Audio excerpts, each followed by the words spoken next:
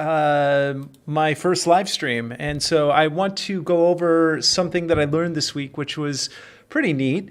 I've been teaching my son a little bit about food lately because, like most kids, he is somebody who is always hesitant to try, healthier food, vegetables, and stuff like that. So I decided that I was going to try something different, specifically with the way that he could try different foods and the way that they taste. So what I did was I have been growing some tomatoes in my backyard. And there's nothing finer than your own tomatoes, as I'm sure a lot of you know. Store-bought tomatoes just don't do it for me. So what I did was I took some tomatoes and I sliced them up, and I got some really good salt, specifically some flake salt. And I just put a little bit on each of the tomatoes and then some fresh basil, and I put it on there. And I let him try the tomato with different flavors with a little bit of flake salt. I put a little bit of balsamic cream on there, fresh basil leaf, and I let him try it with some truffle mayonnaise. And each of these times that he tasted something, it gave it a bit more of a different flavor. So the idea here was to basically allow him the experience of food in a way that was kind of unique. So rather than just putting the food in front of him and saying, eat this, I let him really feel, what the experience was like to try these new foods. And so, it made me think a lot about how a lot of us are kind of, especially in this day and age when everything is kind of changing rapidly.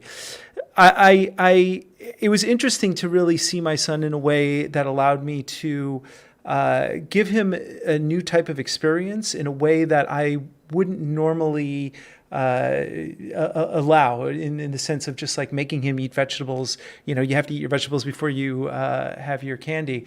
But I think that for a lot of us, when we're dealing with people who are confronted with unique situations, it's really not a matter of just like imposing our will onto somebody. It's a matter of having them have an experience. And so if there are ways that, especially like in business or in marketing, that if you approach somebody or a colleague or a client with a way that has a unique or strange idea that they're not used to, finding ways that they can allow themselves to be part of the new experience and taste things slowly instead of just giving them information and hoping that they get it, because we have, especially in this day and age, we have so much being thrown at us at a regular basis.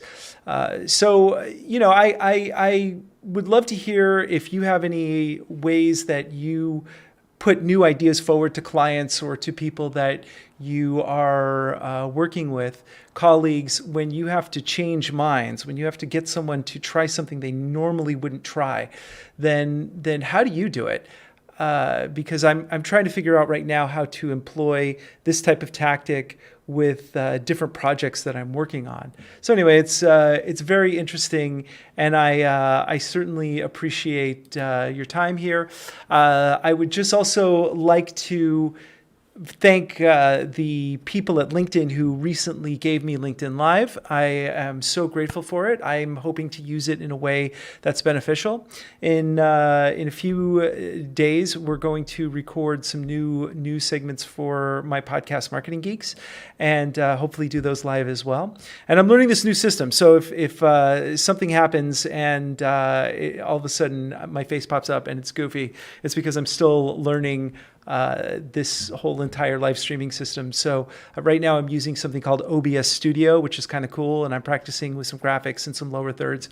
But I'd love to know what you guys think about this, and I appreciate you watching, and have a great rest of your day. Until then,